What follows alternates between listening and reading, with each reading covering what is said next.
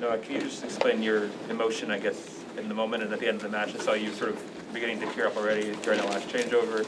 Yeah. What everything coming together, all the leading to all the crowds, or what your feelings were as it reached the end of this match?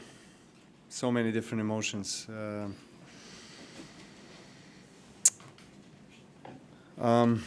What I said on the ceremony, I really mean it. I mean, of course, part of me is very sad. It's a tough one to swallow this loss. I mean, considering everything that was on the line. But on the other hand, I felt something I never felt in my life here in New York. The crowd made me very special. They pleasantly surprised me. I did not expect anything, but the amount of support and energy and love I got from the crowd was something that I'll remember forever. I mean, that's the reason why on the changeover I just teared up, because the emotion, the energy was so strong. I mean, it's as strong as winning 24 Grand Slams. That's how I felt. Honestly, I felt very, very special, and my heart, they touched my heart, honestly. And of course, in the end of the day, you want to win. You want to, a professional athlete, but these are the kind of moments that you cherish, and these are connections that you establish with people that will be lasting for a very long time. And yeah, it was just wonderful. Okay. Mark. Mark Berman, New York Post. What was it about Medvedev's serve today that was so special or difficult? I mean, he was hitting his spots very well. He came out very determined on the court. You could feel that he was just at highest of his abilities in every shot. He had a lot of clarity what he needs to do tactically, and he has executed it perfectly. The other hand, I was just below par. With my game, my legs were not there.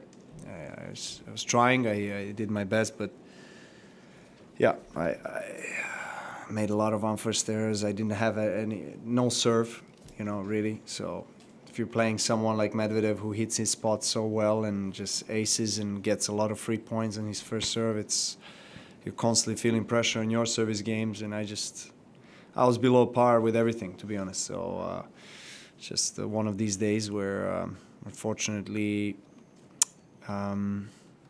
it wasn't meant to be. Matt. Matt Futterman from the New York Times.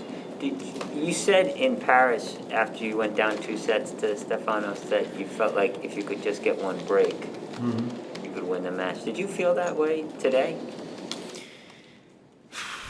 It was different because my feeling on the court was not as good as the one that I had in Paris. Just energy-wise, I felt slow, But there was a turning point in the beginning of the second. I feel like some break points there, and opening series games of Medvedev in the second set, and some love 40, and just one shot here and there. I was very close, but I think who knows? Who knows the trajectory of the match if you would make a break in the second early, and then with the crowd, with the support. Would probably I would feel maybe different, but he did so well. I mean, he was amazing. Just congratulate him. Full credit to from his mentality, his approach, his game, everything. I mean, he absolutely was a better player, and he deserved to win. No doubt about it. Of course, I'm disappointed with the overall game that I performed today, and I know I could have and should have done better.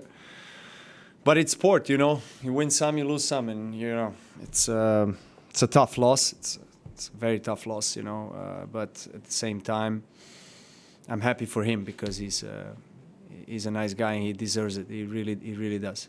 Novak in the back, Peter. Peter Bodo, tennis.com.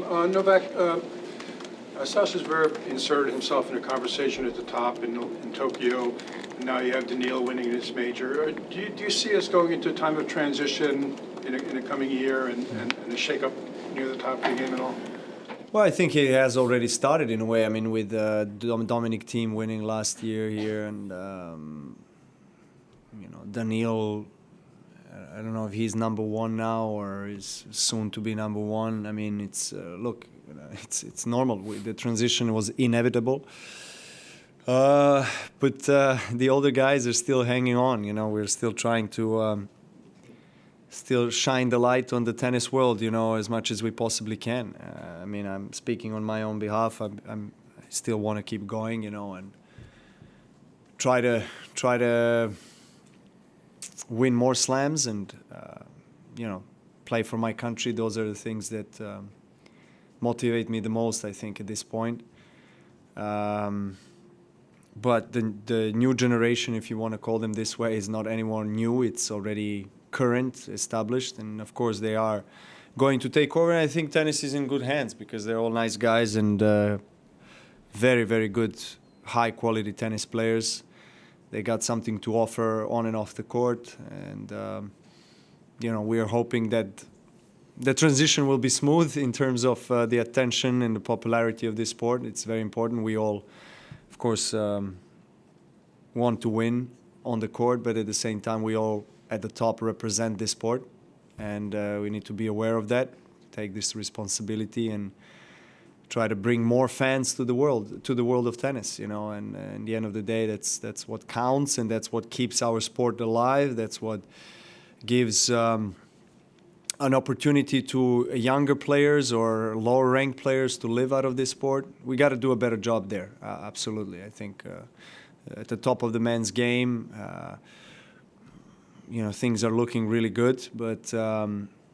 I think at the grassroots, we got to do a much better job collectively. So hopefully that'll be the case. I'm going to take a couple more in English in the room.